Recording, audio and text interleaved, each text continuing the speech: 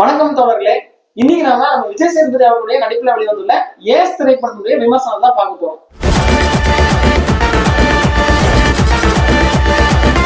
இந்த திரைப்படத்துடைய கதையை பத்தி பாத்தீங்கன்னா, இந்த படத்துல விஜய் சேதுபதி, ருக்மணி வசந்த் நடிச்சிருக்காங்க. ஆறுமுககுமார் இந்த படத்துக்கு டைரக்ஷன் பண்ணியிருக்காங்க.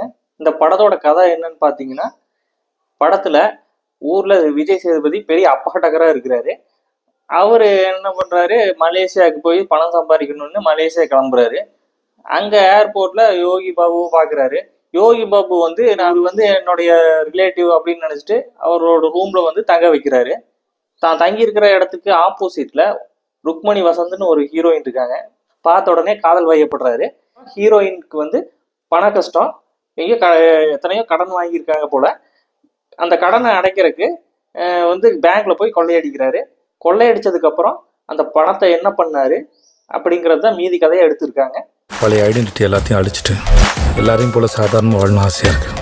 சரி, பொதுவாக நம்ம விஜய் சேதுபதி அவர்கள்னா அவருடைய நடிப்பு எப்பவுமே பிரமாதமா இருக்கும். இப்போ ரீசெண்டா நம்ம மகாராஜால பார்த்திருப்போம், விடுதலை 2ல பார்த்திருப்போம். அதெல்லாம் கம்பேர் பண்றப்போ இந்த ஏஸ் திரைப்படத்துல அவரோட நடிப்பு எப்படி இருந்துச்சு? நடிப்பு நல்லா இருந்துச்சு. இந்த ஆறுமுககுமார் இதுக்கு முன்னாடி நல்ல நாள் பார்த்து சொல்றேன்னு ஒரு படம் எடுத்தாரு. அந்த படத்தை கொஞ்சம் மொக்கையாவே எடுத்துட்டாரு. விஜய் சேதுபதி அந்த படத்துல சரியா நடிக்கல. இந்த படத்துல கரெக்டா நடிச்சிருக்கிறாரு. சில இடத்துல விஜய் சேதுபதி நல்லா நடிக்கிறாரு, நல்லா வசனமும் பேசுறாரு. சில இடத்துல விஜய் சேதுபதி நடிக்கவே தயக்கப்படுறாரு, டைலாக் பேசவும் தயக்கப்படுறாரு, யோசிக்கிறாரு. டைரக்டர் பக்கத்துல இருக்கிறதுனால அப்படி பண்றாரான்னு தெரியல. சில சீன்ல நல்லா நடிக்கிறாரு, நல்லா டைலாக் பேசுறாரு.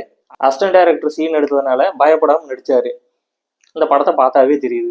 My name is bolt Kannan. Bolt கண்ணனா? அது என்ன போல்ட்? இப்போ யோகி பாபுவோட காமெடி பாத்தீங்கன்னா 50% சிரிக்க வச்சாரு. 50% சிரிக்க வைக்க ட்ரை பண்ணாரு. ஆனா யாராலையும் சிரிக்க முடியல. இன்னும் யோகி பாபு காமெடி பண்ணா சிரிப்பு வரும்னு நினைச்சிட்டு இருக்காங்க மக்கள். கரெக்டா காமெடி பண்ணா சிரிப்பு வரும். காமெடி பண்ண ட்ரை பண்றாரே ஒழிய சிரிப்பு வரல. இந்த கடைசியா இந்த டாக்டர் அப்படிங்கிற படத்துல சூப்பராக அவரோட காமெடி ஒர்க் அவுட் ஆயிருந்திருக்கும். ஆமா, ஆனா இந்த படத்துல பெருசா அந்த அளவுக்கு ஒர்க் அவுட் ஆகல. அது டாக்டர் நெல்சன் படம். அந்த படத்துல எல்லாருமே காமெடி பண்ணுவாங்க, காமெடியா பேசுவாங்க, நடிப்பாங்க. நமக்கு சிரிப்பு வந்தது. இதுல அப்படி கிடையாது. கொஞ்சம் அந்த மாதிரி ஜானர் ட்ரை பண்ணாருன்னா நம்ம யோகி பாபு அவர்களுக்கு கரெக்டா காமெடி ஒர்க் அவுட் ஆகும். அவரு யோகி பாபு சில படத்துல ஹீரோவாவும் நடிச்சாரு.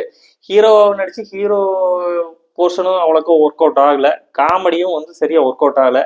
யோகி பாபு சினிமாவுக்கு வந்த புதுசுல காமெடி ஏதோ ஒர்க் அவுட் ஆச்சு. அதுக்கப்புறம் ஏன் சொதப்புறாருன்னு தெரியல. காமெடி மொத்தத்துல இந்த படத்துல அவர் காமெடி ஒர்க் அவுட் ஆகல.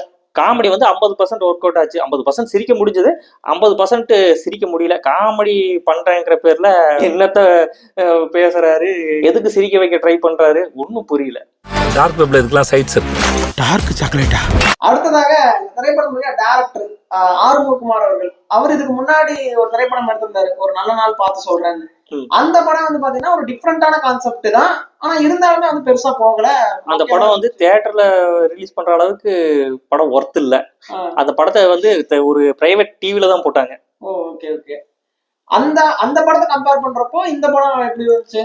அந்த படத்துல பண்ண தப்ப இந்த படத்துல அந்த டைரக்டர் பண்ணல. படத்தை கரெக்டா கொண்டு போனாரு. சில இடத்துல சொதப்பிட்டாருன்னு சொல்லலாம். என்ன பண்றது நான் பிளான் பண்ணிட்டேன். படம் ஃபுல் அண்ட் ஃபுல் மலேசியாலே எடுத்திருக்காங்க. மலேசியா சூப்பரா காட்டியிருக்காங்க. கேமராமேன் சூப்பரா மலேசியாவை காட்டியிருக்காரு. கேமராவை யூஸ் பண்ண விதம் நல்லா இருக்கு. யாரு வந்தாலும் நாங்க தான் ஜெயிப்போம். என்ன சூது கவுதா?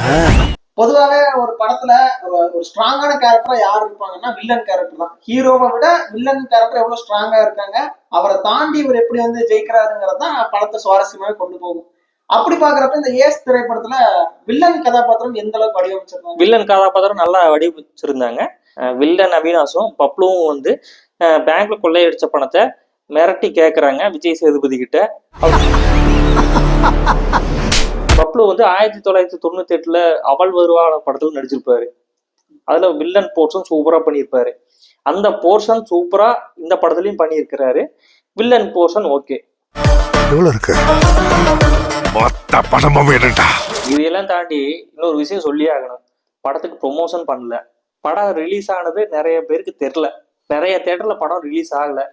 ஆனா வந்து ஜனங்க என்ன சொல்றாங்க, படம் வந்து ஏதோ பரவாயில்ல அப்படின்னு சொல்றாங்க.